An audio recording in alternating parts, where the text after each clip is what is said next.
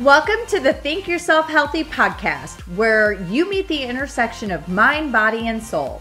I'm your host, Heather Duranja, founder of Nutrition Vixen, registered dietitian, nutritionist, personal trainer, and cognitive behavioral specialist. I'm a mother, author, self-improvement junkie, and recovering perfectionist turned professional half-asser. Each week, I'll be bringing on a guest or a topic that will help you go from surviving to thriving. Are you with me? All right, here we go with today's episode. Hello, everybody. On today's show, we have Jess Glazer. She is joining us, and I'm super excited to have her as a guest. Jess is a full-time entrepreneur, business coach, CEO, and celebrity personal trainer in New York City. After 8 years of teaching elementary school and building a successful health fitness side hustle, she quit her comfortable, secure job to go all in and take a risk on herself. Since leaving her job in 2017, she has more than 10 times her old salary, hired a team of incredible heart-centered humans, served hundreds of clients, raised and donated $50,000 to charity, and has been featured in Forbes, Shape, The New York Post, The Today Show, Good Day New York, Oxygen Magazine, Well and Good, to name a few. Wow. When she's not teaching, coaching, or creating, you can most likely find her working out, reading, or running around, going on adventures with her husband. Her mission is to cause a ripple effect and inspire change for generations to come, making a massive impact and leaving a lasting legacy beyond her singular actions. Wow, Jess, you are a busy woman. Thank you. Thank you for the beautiful intro. When someone else says it, it's such a eye-opening moment. Wow, I did that. Right? It's kind of surreal sitting there and flashing back thinking, oh my gosh, I have a lot to be proud of. Look at all of that I have achieved and the risks I have chosen to take on myself. That's exciting. Absolutely. Yeah. Well, congratulations. I adore you. I think you're an awesome human. You're a badass at what you do. I'm always in awe whenever I watch your stories and I see your post on Instagram. I'm like, she just gets it. She just, I know that a lot of it has to do with your teaching background, of being able to just formulate that plan and then execute it. We're not going to say flawlessly, because we know things aren't always flawless. We're human. Definitely not. Yeah. But, so tell me, how you go from teaching and taking a risk on yourself and going all in the fitness world and becoming a trainer, and what your own personal struggles with. I know I have a little personal background on you, Sure. But I'd really like to kind of go deep and talk about, bulimia and some of the things that got you where you are today. Yeah, absolutely. I mean, we could riff on this for quite some time. So just to try to make the backstory a little bit faster and bring your audience up to speed. First of all, thank you so much for having me. I'm so grateful. And you're such a rock star with everything you're doing. And I'm really excited to be here. So thank you. But yeah, I mean, a little bit about me. I grew up a really high level competitive gymnast. I was training 20 to 30 to then 40 hours a week back in, middle school, high school. I was actually traveling around the world to compete, trained in France when I was 12. So it was a full-time job for sure. Wow. And with that came some body image stuff, if you will. So around 8th grade, a little bit of here and there, turned into a full-blown eating disorder. I battled with bulimia, addiction to pills, diet pills, laxatives, Adderall, fat burners for just about a decade. And fitness was just always in my blood. So a lot of times people will ask, like, how did you get into the fitness industry? I don't remember ever not being in the quote unquote fitness industry. So even at the age of 12 and 13, I was helping host both birthday parties at the gymnastics gym that I worked at. When I was 14, I got my first job in an actual gym, and I worked in the daycare room. At 16, I worked my way up to like the front desk. And then by the time I turned 17, on my 17th birthday, I got certified to be a personal trainer and group fitness instructor. Wow. And yeah, so just kind of was always the thing. I also grew up in physical therapy. I was always injured. I've had a lot of surgery. And so going to college, that was the plan. I knew at the age of like 10, I wanted to be a physical therapist. So I Wow. went to undergrad for my doctorate in physical therapy and I was teaching about 15 to 17 group fitness classes a week. Holy cow. What I did in college. So yeah, again, just, it was kind of always fitness. Mm-hmm. And in college is really when my eating disorder spiraled a bit out of control. Okay. I was partying a lot. I was enjoying my time. I studied abroad. I lived in Australia for 9 months, and I just I just couldn't, I don't know. I couldn't find happiness, alignment. I was putting a lot of pressure on myself. The worse my eating disorder got, the more I disliked myself and my body, the more that I over-exercised, the more that I disliked the result. I wasn't getting the result that I wanted. Mm-hmm. And it really just got to a point where I had an aha moment. So when I had come back from studying abroad, I actually had 2 different interventions. My roommates had sat me down twice. Both times it did not work. It was not effective. It ruined my friendship with my roommates. And in hindsight, I can see now what happened. But I lied and I hid and I went into defense. And it wasn't until I received a phone call about an old teammate of mine who was at a completely different college, and she was taken away. We were sophomores at the time. She was taken away from college and put into Renfrew eating disorder clinic in Florida. Wow. And she was hooked up to feeding tubes. And my initial reaction when I heard about that was actually that I thought she was lucky. Wow. And it was the first experience in my life that I kind of had that higher self. Mm-hmm. And I had this moment where my higher self was looking down on me saying, shame on you. Like, how could you think that she's lucky? You just got back from living your best life in Australia, and you're doing whatever you want at college. You have the most amazing life, and you think she's lucky, hooked up to feeding tubes. Wow. And the next morning I walked into the clinic on campus and I checked myself into an outpatient program. Wow. That's really powerful and very brave. I know there's a lot of people out there who, struggle. Personally, I feel that most of society struggles with disordered eating patterns. Absolutely. And, it's unfortunate that there is the extreme of anorexia and bulimia that, and even just overeating as well is just as damaging as undereating. It's a real thing that we struggle with as a society. And there's just some really super deep rooted causes that lead us to that. So with that being said, I want to know how your ego and the need for control ruined your life and then saved your life. Can you talk to me about that? Sure. So it's funny. A lot of times people will ask if gymnastics was the reason for my eating disorder. And in no way would I ever blame a sport.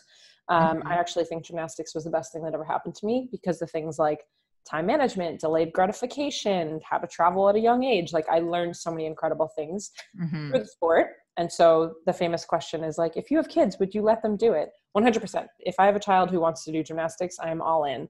Yeah. I think the eating disorder stemmed from control and perfectionism. So I'm a recovering perfectionist. And that was just a need to, I guess, feel enough. And am I worthy? And I have to be perfect to be worthy. And I have to get good grades and I have to have the perfect body. And I just am super competitive and always want to be the best at everything that I can do. And so for me, control, I say, ruined my life because that obsessive control is what really spiraled me into this eating disorder and addiction to pills, which took my life. And it was the only thing I thought about. Like every day, all day, it was just consuming. What was I going to eat? When was I going to eat? Where was I going to go to purge? Did I have a toothbrush on me? Like, this is literally all that I was thinking about. The amount of energy that I put into it is, gosh, it's exhausting. Yeah. And so that control really is what I say ruined my life. It didn't ruin my life, but it's where that stemmed from. And then at the same time, releasing that control, putting my ego aside and saying, I need help. The day that I walked in and asked for help at this eating disorder clinic, which I spent basically 5 years in and out of, that's the day that it saved my life. And putting my ego aside and saying, I need help was one of the hardest things I ever did because I don't ask for help. Right. Yeah. I can do it on my own. I can definitely relate to you with this kind of concept and story. I also am I am a recovering perfectionist and a professional half-asser now. But it took me to get diagnosed with cancer in 2012 to get to the place that I'm at now. And for me, I didn't control things through the use of food, but I tried to control every single aspect of my life. And the need for that control was so that I wouldn't put up an opportunity. There wouldn't be an opportunity to be judged by others and for them to see me for who I truly was. You know, I had a lot of unworthy and undeservingness issues. And so as a way to mask that so people wouldn't find out I was a fraud, I tried to control and perfect everything. Like, it was ridiculous. Even in my home, vacuum lines had to be perfect. And if someone walked in my home and like messed the vacuum lines, I was literally following them around with the vacuum. And I think back to the trauma I have caused my children. I'm like, sorry, ladies. And now they come into my room and they're like, Mom, you're a fucking pig. Like, what is going on? I'm like, who's got time for that shit? Like, I've got so many other things I need to be doing, like going out and bouncing in my boots or, you know, taking the dog for a walk. So in all reality, it was the best thing that happened to me to actually get diagnosed with the cancer so that I could recognize how much destruction those controlling behaviors were having on my life. And I'm grateful for that. But it was not an easy transition. I put up a huge fight. My ego was like, no, don't pick the shit up. Like, even still to this day, when I open the dishwasher and someone else has put dishes in there and I look and I'm like, it's wrong. It's wrong. I'm like, oh my God, you could fit like 5 more glasses in there. I literally have to shut it and say to myself, but somebody else did it, Heather. So walk away, be happy. You now have free moments to do something else. So I totally get it, you know, and I think that there's so many people out there who struggle in one way or another, whether it's they're trying to control exercise or they're trying to control, you know, their grades, their whatever it is. It's a shame because we're losing so much of ourselves in the process of this, right? Yeah. And time, like that time that you can get back to live and really enjoy life and make an impact and memories. Yeah. I look back at some of the just hours I would spend on hating my body and thinking about food. And it's just exhausting to even think about, honestly.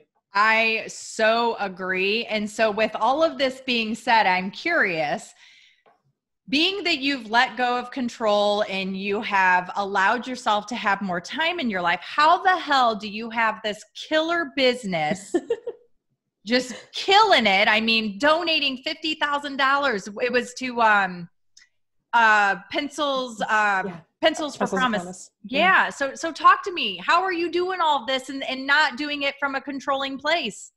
Yeah. Oh, that's such a good question. There's still control, right? It's a work in progress every single day, but it did not happen overnight. And, you know, for the listeners out there, it's been at least a decade in kind of in the works. But from my doctor of physical therapy program, I actually ended up taking a leave during grad school, which in hindsight, I realized was to work through my eating disorder. At the time, I thought I just was unhappy. Okay. And so I took a leave from my doctorate. I actually had a small stint in the industry. So I moved home to New Jersey. I was up at school in Rhode Island. So I moved home to New Jersey to give myself a little time to figure out what I was going to do. And in that time, I'm a doer. So I didn't actually sit with the time that my parents were like, it's okay, figure yourself out. I went and got a job the day after I moved home in a gym to just be a trainer, because that was always something that was kind of my fail safe. And I always just did it on the side of whatever I was doing, and got into the fashion industry, which we don't, need to get into too much, but it was just a small stint there. From there, I ended up getting into teaching. So I became an elementary school teacher, which my parents had politely encouraged, heavily pushed me to get a teaching degree to, quote, fall back on. Okay. When I was going for undergrad for kinesiology ex-phys. And I ended up doing that. So I taught elementary school phys ed and health for 8 years. And while I was teaching, I found myself, I had a lot of time. So I'm not taking away anything from teachers. What they do is incredible. I value teachers. I value education. It's a huge part of my belief system. It's everything that I do. And teaching is not an easy job. But for me, I had a lot of time. And so when I would get out of school, I needed to be doing. So I was always training clients after school, running boot camps. And I started playing with business online. And what happened was I did, like every good eating disorder survivor, I decided to do bodybuilding competitions. And so I went through this journey of let me compete and stand on stage in a sparkly bikini and be judged on my body. That sounds like fun. So sounds like a perfect plan. So yeah, like it was great. It actually really was. It was a wonderful time in my life. But the coach that I had hired was in Boston and I was in New Jersey, and I was paying her to write my macros and my workout plan. And every week she would email it to me. So after the first couple of weeks, this was in 2012, 2013, I had this light bulb moment of, I could do this too. Why don't I charge people? And so I kind of started dabbling in this online training world, which I didn't know was a thing. It wasn't as popular then. It's certainly not like now. Right. And a couple clients here and there, and they were sending me like checks in the mail, like snail mail, which is so funny to think back on. But those little check-ins turned into programs. I was writing 12-week programs and ebooks. And then I started doing paid Facebook groups. So I had women paying monthly memberships to be in a Facebook group, and I was giving out challenges and workout plans and videos each week and stuff like that. And as that was growing and I was growing, the social media world started to really expand. And I had taken the women in this Facebook group and decided that we needed to meet in person. And I had started this company called Fit Trips, which was, they were field trips, essentially. They were women's only monthly fitness-based field trips. And again, I was a teacher, so it just felt normal and aligned. And every month we would go to a different studio, usually in New York or New Jersey, somewhere in the tri-state area. I would rent out the entire place. We would do a private class. There was brunch and swag bags, the whole jam. And it was just to connect with like-minded women. And every month we gave back to charity. And at the time, every month we would pick a different charity. And so the impact that we were making it was broad, but it wasn't deep, right? It was really wide, but it wasn't deep. And so this went for 4.5 years. I ran Fit Trips. They ended up being national, international. I had ambassadors all over the country. We ran them in other cities. We did international retreats twice a year to Costa Rica. And with that cute little side hustle, I started to really kind of understand what I could do and how low the ceiling was that I was living under. And I just started getting a little taste here and there of what it could feel like to run a business, and how could I use social media more effectively, and how could I impact more people, and how can I reach more people. And these like little side projects here and there started to kind of compile. And similar to what happened with the eating disorder, I got to a point where I was so uncomfortable in my life that I just had to make a change. And the only way that I know how to make a change is to burn the boats. Right. Like just burn the boats, figure it out, jump, you'll grow the wings on the way down. Right. So I essentially quit my job as a teacher with, I say, quote unquote, a no plan. But I want the listeners to understand that like, there's always a plan. So while I didn't have a job lined up, I was also 100% willing to work. And so if I had to waitress, go back to bartending, be a personal trainer full-time, if I had to work at Target or Starbucks, like the plan was to do whatever I had to do to figure it out. Right. So I didn't have a job lined up, but like, I knew I was going to be okay. Right. And so there was a sense of like trust and belief in yourself that you knew you didn't have to know the plan. You just knew that you would be able to make it happen for yourself despite the means. Yeah. And that ego came in again, because I also had to get to a point where I understood that I might have to do something I didn't want to do, or that I thought I was beyond just to make ends meet. And for me, it was like, okay, I might have to go back to working in a big box gym and getting paid what I what I think I'm worth a lot more than. Right. And my 10 years, 12, whatever it was, 15 years experience as a trainer at that point, maybe it might not matter walking into a new space, and I have to be okay with that. Right. And that was something I had to work through internally, for sure. Yeah. Oh yeah. I can relate to that so much, because when I chose to move from the Midwest to California, none of my clients wanted to follow me because we had done the in-person thing up to that point. And now I'm deciding I want to take my business virtual, and they're like, oh, I don't know how that's going to work. And like, I need you physically in front of me. And so I decided, I just have to take the risk. I'm just going to go out there. I didn't have a plan. I just knew that I would figure it out and make it work. And I had told myself the same story. I'm going to be okay with having to get a serving bartending job just to make ends meet. I did that for 4 days. And I was so miserable. I was like, you know what? I'm going to figure out how to make my fucking business work, because I can't do this. And I did. It wasn't ideal. It was really scary, but I believed in myself enough to know that I was going to come out on the other side. And so there's always hope, man. There's always hope, but you got to take the risk. If you don't take the risk, you don't know what the potential is. Yeah.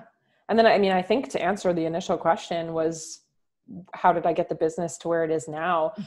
I've just put the work in. So from I left my teaching job in 2017, 2018, I really had just replaced my teaching job with training full-time. I was doing 12, 14-hour days with clients. I was working my online business in between. I was absolutely hustling and grinding. Not something that I think everybody should do. It's not healthy. It's what I did to get to where I am. And I got my business to a point where I was able to really pull back on the in-person clients and the hustle and the attending every single thing that I got invited to. And I actually no longer train anyone. I'm no longer awesome. Congratulations. Yeah. Thank you. Yeah. But it took a year and a half, and investing a lot of money and time in coaches, mentors, masterminds. So I love this that you're going there, because I am a huge advocate for hiring coaches. Do you feel like if you would have hired coaches sooner in your process, there would have been less of the hustle and grind, and you would have actually been able to find more time for yourself to live a more balanced life? Yes and no. And the reason I say no is because I did hire a coach. My first business coach was in 2014. Okay. And then I took a gap until 2018. Okay. So I guess if I had hired one in 2017, when I'd first moved so my husband and I left New Jersey, we moved into Manhattan in New York. Okay. When I first quit my teaching job, if I had hired a coach then, I think that it would have maybe minimized some of that hustle and grind. However, I needed to go through that journey. Okay. Because of the relationships that I built, the connections that I made, and kind of where it put me in my business. And the reason why my business is so far along right now is because of some of those relationships that I had built during that hustle and grind. I am a huge advocate for coaches. I have 2 coaches right now. I'm always with coaches and masterminds. And I invest an insane amount of money and time flying up and back. I mean, I'm bi-coastal monthly. So, coaches and community of people that just get what you're going through, you can't put a price tag on that. Right. No, I agree with that so much. I always say that the ROI on my investments in myself are, just having the opportunity to meet you, both you and I attended an event that we invested in back in fall of last year. And I went into that with expectations of other, ROIs on that experience. However, what the true value that I got out of that experience was the connections I made with the other participants. And that has yielded so much more opportunity in my business and in my personal life versus what I thought I was going there for. You know what I mean? Yeah. And we've joked around about that too. Like, oh, we spent X amount of dollars to become friends. Yeah. Right. I know. But when I break it down and I think about the friendships, I'm like, oh, it's pennies on the dollar. Like literally, Totally. Seriously, pennies on the dollar. And I'm really grateful. Otherwise I would have never connected with a lot of the humans that I had an opportunity to get to know. And I'm truly grateful for every single one of those friendships because they have been very, very fruitful. So, yeah. And proximity is power, right? So I talk about it all the time. If you want to get into the room, you want to sit at the table, sometimes you need to pay your way in. And I have no shame in saying that. The tables that I'm sitting at right now are, 3 years ago, 5 years ago, you could have never told me that I would be sitting at them, but I dreamed about it and I put them on my vision boards, and here I am sitting at them, Yeah. It's funny because I was just having a conversation with a friend, and I was telling them that in the last year, 3 females that had a huge impact on my own personal growth journey, I've had the opportunity to actually sit down and have dinner with. And so I read their books. Their books made a huge impact on me. And then in the last year, here I am having dinner with them. And then there were also 2 specific doctors that I really, really looked up to. And in the last year, I also had the same opportunity to sit down, have personal conversations with them. And if I wouldn't have invested in myself in coaching programs and in other event opportunities, I never would have been in the position to have these moments, and I'm like, holy shit, it's amazing. Well, it's funny too. It's so gratifying. It is, but you put in the work. And I think sometimes I get a little bothered when I get messages from people, oh, you're so lucky, or it must be nice. There's no fucking luck here. It's not luck. You intentionally put yourself in those rooms. You invested, you put money forward before you could, you took time off work to go to an event, you got uncomfortable, you shut up alone. 100%. Yeah, 100%. And through all of those uncomfortable moments, they've been some of the biggest growth opportunities that have led to the most fulfilling experiences to date, And so why do you think so many people are scared to invest in themselves? They're scared. It's funny. They're scared of not showing up for themselves. Like they're scared of failing. I've tried it before and I've disappointed myself. Right. It's never about like, is the program going to work? It's, am I going to actually work? Am I going to actually show up for myself? What happens if I don't? What will that look like? What will other people think of me? And what happens if it does work? Right. What if I do succeed? How am I going to keep it up? What if I can't scale it even bigger? What if I can't keep up? What if I get tired, overwhelmed? So there's all this fear around like what's on the other side. And it's really about ourselves and then the people around us, because at the end of the day, we all do care what other people think, and whether it's your family or your friends, and what are they going to think, and what are they going to say, and what is this going to look like? And I think people are just there's a lot of fear around the work. It takes work. So if I invest in myself, it means that I'm going to need to show up. Right. Going back to that comment you just made about fearing what other people think, friends, families, your audience, that's something that I really have had to let go of, is the fear around what other people are going to think. I haven't been able to talk about a lot of things that have happened in my life that have gotten me to the place I'm at, because there was fear around, well, what is my family going to think if I disclose this? Or what are my children going to think if I talk about this thing that happened? What are my friends going to think if I talk about, X, Y, Z? And through that, I realized I'm really denying a lot of people out there to own their own truths and have an opportunity to be honest and real with themselves. And so for me, there was so much. So for instance, this podcast, I wanted to do a podcast for the longest time, but I was scared to death to do the podcast because then I was like, oh shit, then it's going to be like out there and it's going to be recorded and someone along the line is going to be able to find that file and throw that back in my face. And I had to come to the reality that, you know what, I'm going to change. I'm going to evolve. It's just like the nutrition industry.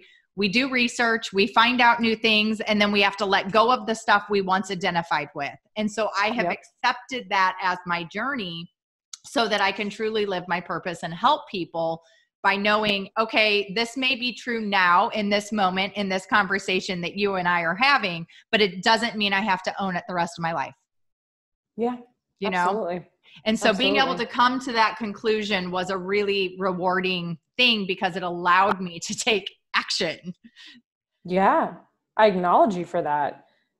That's really hard to do. Like, you should be proud of yourself and sit with Thank that you. and own that. And I yeah, for am. sure. I Yeah. really am. Yeah. Cause now I'm just like, and I'm not giving myself like this free thing to just go out there, say whatever the F I want to say, and then be like, well, I don't have to own it later. I mean, you know what I'm saying? Because honestly, I want to be able to bring the best stuff to the listeners.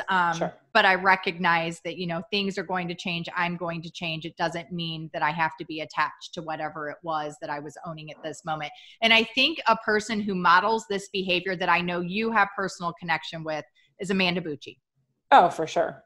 And what she has done with her business. Yeah, absolutely. And I adore her. Amanda is she's a one-on-one coach with me. And I just absolutely love her and the way that she unapologetically pivots. And, you know, there's quotes out there and people say things like, if you're not embarrassed by your first launch or your first product, like you didn't, whatever, fill in the blank, like you didn't do it soon enough, or you didn't do it well, or you didn't do it right. But if you're not evolving and growing, like, not that you need to be embarrassed or ashamed of what you said or things change so drastically, but like you should, your presence and your voice, like, it should change over the years because you're growing, you're evolving, and we're learning so much more. And so if you're constantly growing, so should your message. Yeah. So for instance, with you and what you've done, you've transitioned, you were in this health and fitness space, and then you transitioned to the business space. Was there fear around not being able to bring your audience with you? Was there, you know, fear around making that pivot and making that change? I love this question. My answer is no. And the reason is it was an accident. Okay. So it sort of just kind of happened organically and totally by accident. I was able to build my online health and fitness coaching business to a place where it was very successful. And while I was grinding during the day with clients in person, and then in between clients, I'd be on the computer, a lot of my peers in the industry here in New York, a lot of the trainers were asking me, what are you doing? Why are you always behind the computer? You know, how do you make your money? Type of thing. And so the teacher in me just started showing friends, I didn't think anything of it. Like, I was just showing my friends what I was doing. I was teaching them what I was learning. And it very quickly snowballed from like showing 1 or 2 friends to now I'm showing 6 friends every Thursday at noon. We're sitting in the group fitness studio and I whip out my laptop and I'm like walking them through processes. So it just kind of organically happened. It got to a point where I said, you know what, I think I have to start charging you guys now. And I just very slowly started pivoting my content that I was putting out as well. So if you scroll back in my Instagram, like you'll all of a sudden see you just hit a wall where it was fitness because that's what I was doing and that's what I was known for. And I started to kind of, you guys can't see my hands necessarily, but my left hand is really high, my right hand is really low. And I started to just kind of teeter totter so that it was 100% fitness content. And then I went like 90-10, 80-20, 70-30, 60-40, 50-50. And once it got to a 50-50, I sat there for a while and I started really making sure that I was still serving my fitness clients and audience and serving that new business audience and clients. And for me, I was really being pulled in the business direction. And the more my business was successful, the more I felt credible and deserving, and then I had value to bring. And then as my clients, there were these new business clients coming on, as they were getting results, the more they were making money and results and changing lives. Again, it was more validation and permission for me to really step into that role and go, you know what, I am good at this and I have, and these clients are getting massive results. And so over the course of really a year, it took me to make the full transition. And I did not stop my online health and fitness coaching business until just March of 2019 is when I shut it down. I was doing both for a year. Wow. Yeah. So what was the driving factor that gave you the permission to let go of what you identified with previously that held that security for you? What was the thing that allowed you to shut it down?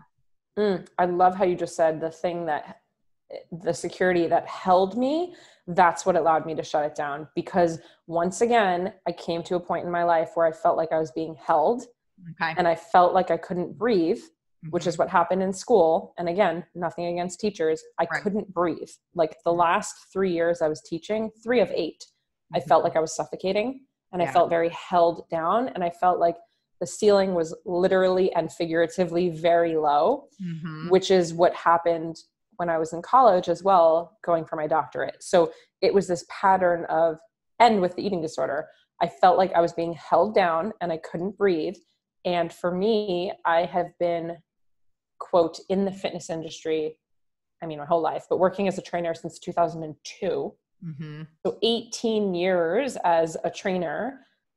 And I was like ready. I was really ready to let it go. But the interesting thing was, it was one conversation. It was a conversation with my other business coach and mentor, Chris Harder, who I love and adore. And I will shout them out all day. Love. I had a conversation with him a year and a half ago. It was November of 2018. I guess, or maybe 2 years ago, November 2018, I had a conversation with him, and he basically held up a mirror and he said, you are doing exactly what you did in teaching. You have shoved your schedule, you've packed your schedule full of these training clients with a little bit of this online business stuff because it's comfortable and easy, it's security, and you literally replaced your teaching job with a training job. So when are you going to pull your big girl pants on and go and take the leap? Like, when are you actually going to try in your business? And we had this whole conversation about ego and how I'm doing it again. And it feels really good and cool. You have all these as seen in this and on that. And how many more magazines do you need? Like, what is it actually doing? And that was in November, and he held me accountable and said, I'm going to check in with you in 30 days. And I want to see if you quit. And within that 30-day period, right before New Year's of 2019, that was it. I like shut it down. I said, I'm done. For all of 2019, I kept 1 or 2 clients in person, but I had gone from like a full book of clients to, I think I had like 3 clients. And I went all in on my business. And when I went all in on my business, I 11x'd last year. Wow. Yeah. That's amazing. Yeah. Absolutely amazing. Yeah. You know, I think that's one of the beautiful things about having coaches is sometimes it takes that difficult conversation they can initiate and facilitate for us, because we're already having the thoughts. We already know, but we're not willing to be honest with ourselves. And so it does take that coach to hold that mirror up and say, hey, what's really going on here? Yeah. And when we hear it from someone else, it clicks. Especially someone that, for me, like that I really truly look up to.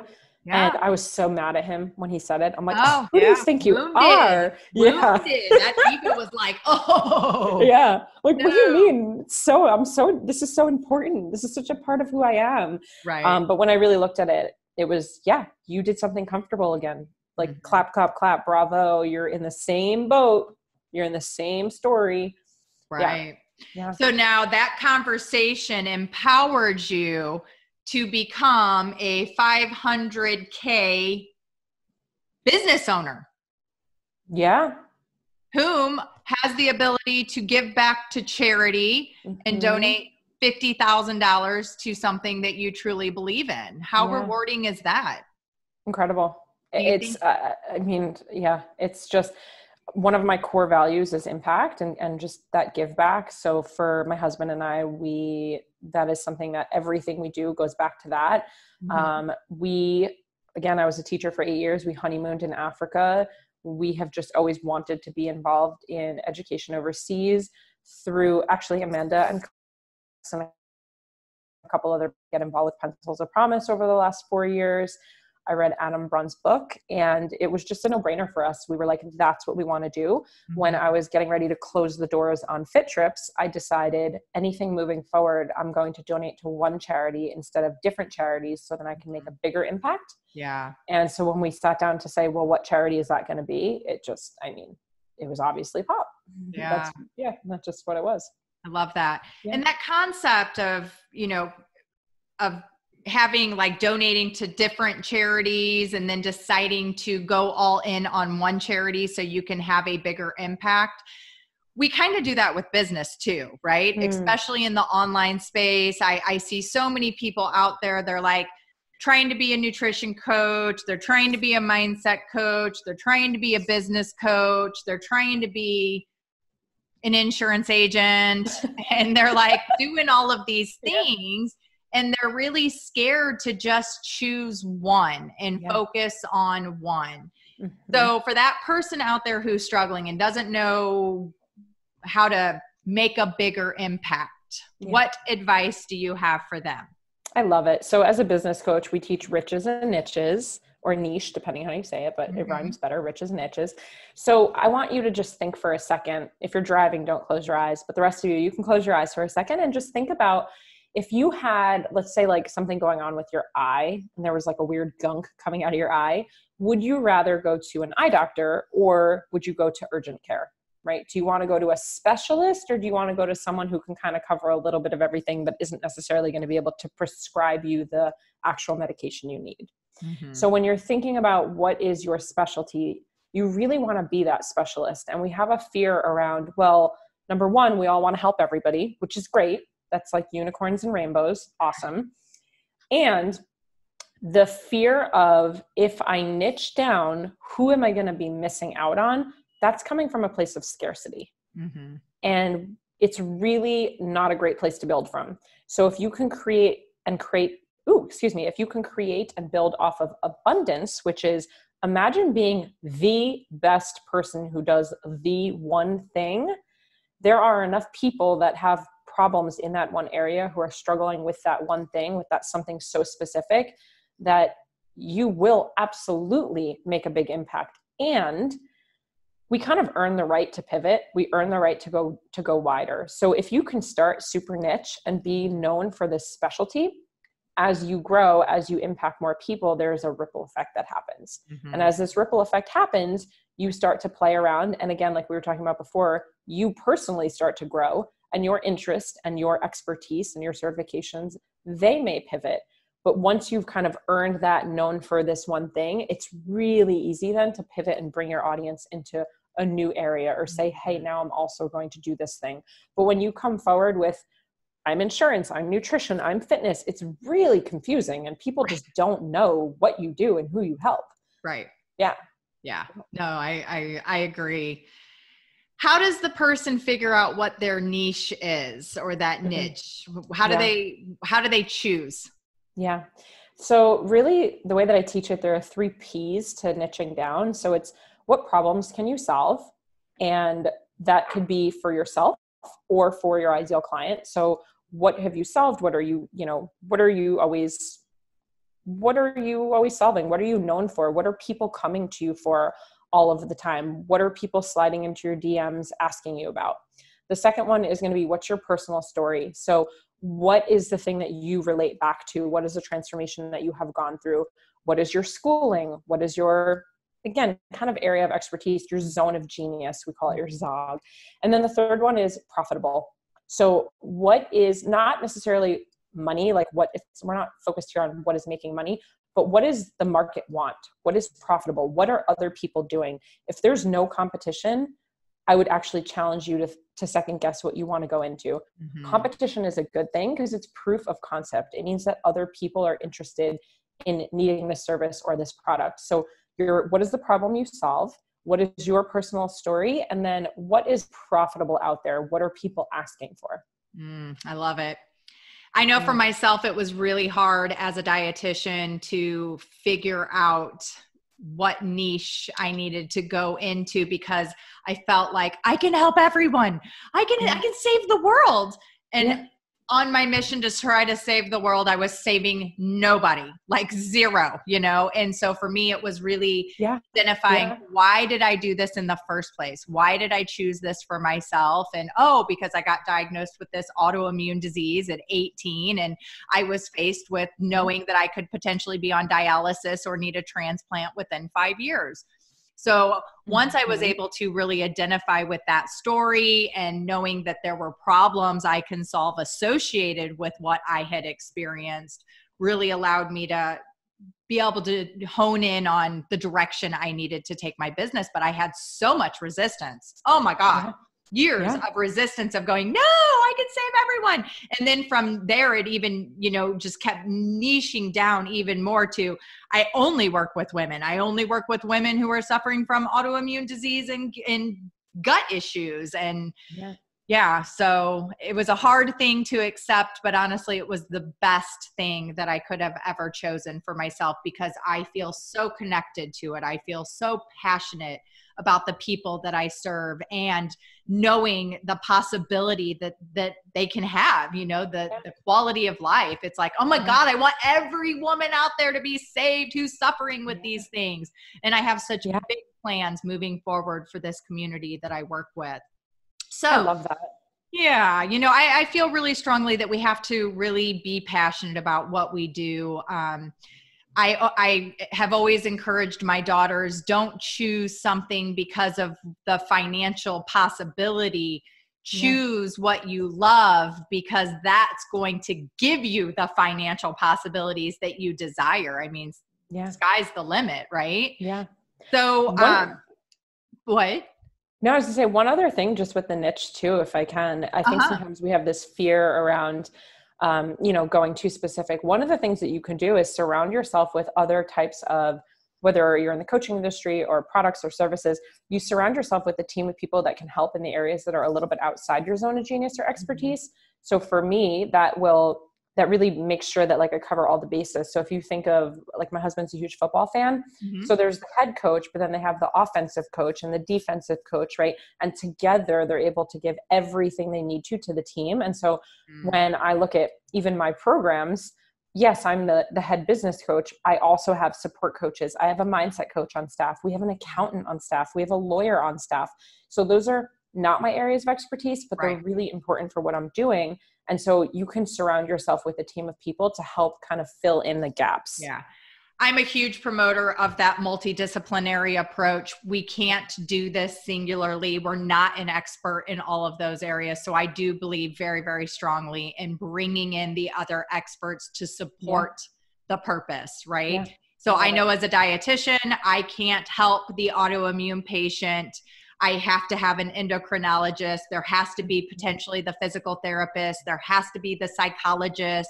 There has to be, the personal trainer. I don't want to be all of them. I want to be the expert to just specifically help with managing what's going into their body and how that's going to improve their physical therapy and improve their hormone function and improve their mindset and so on and so on. So I thank you for bringing that up. I love that.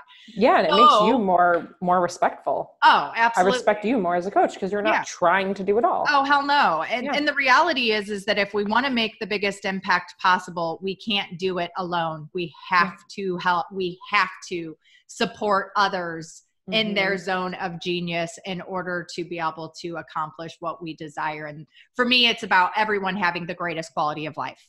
Like everyone should wake up and feel as amazing as I get to feel most days. There's a few days I don't wake up feeling so great, but for the most part, I definitely have way more of them than less. And that's my goal for everyone that I have an opportunity to work with. So it's so clear, Jess, you are a total genius in what you do. You're a badass biz coach. How can people find you? What do you have going on? What's next for you? Yeah, I love it. So I hang out most on Instagram. I'm at jess.glazer, Glazer. I'm on stories all day. DM me. I love talking to everybody. I have my website, jessglazer.com, but yeah, mostly on Instagram. What's going on? Getting ready to head out to a retreat with some of my girls that are in my higher level hybrid mastermind. So I'm super excited about that. Awesome. And March 1st class of Empowering Coaching program where I help entrepreneurs and wantrepreneurs, solopreneurs build out online businesses. We specialize in high ticket courses and that will open. It's actually open right tomorrow until March 1st. So I'm super excited about that and just some travel in the books and some fun things, but I would love to gift your audience a free training, if that's okay with you. Absolutely. So when we're talking earlier about kind of like, how do you know when and how do you niche down and all of these different things, one of the things that I'm kind of known for is using Post-it notes. I'm obsessed with Post-it notes. Nice. And I have put together this really cool training where I help you basically lay out what a course could look like if it's something you're interested in doing. This method could also be used for naming a product or naming a course. It could be used for figuring out your content for social media. And it's called Post-it to Profit. So if you go to jessglazer.com/post-it to profit free, you'll be able to grab a whole video training there on exactly how I do that. That is amazing. Well, thank you so much. That is awful generous of you. And I love that name. It's so clever.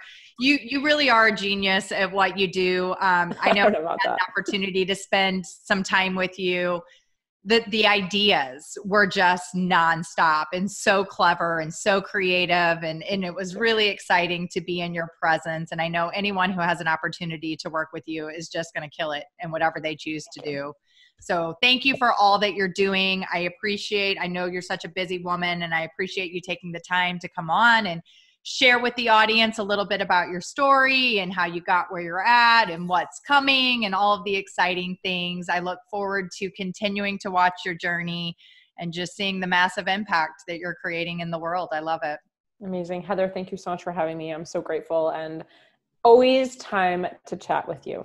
Oh, well, thank you. Thank you so much for spending this time with me on the Think Yourself Healthy podcast. I'm so grateful that you stopped by. If you could just take a minute to share this episode with someone you think who would love it, it would be amazing. Take a screenshot that you've listened to the episode and tag at Think Yourself Healthy and myself at Nutrition Vixen so that I can share it. Leave a review on iTunes to let us know how much you loved being here and what you want to hear next. Until next time, don't forget to think yourself healthy. Thanks again, guys. Bye.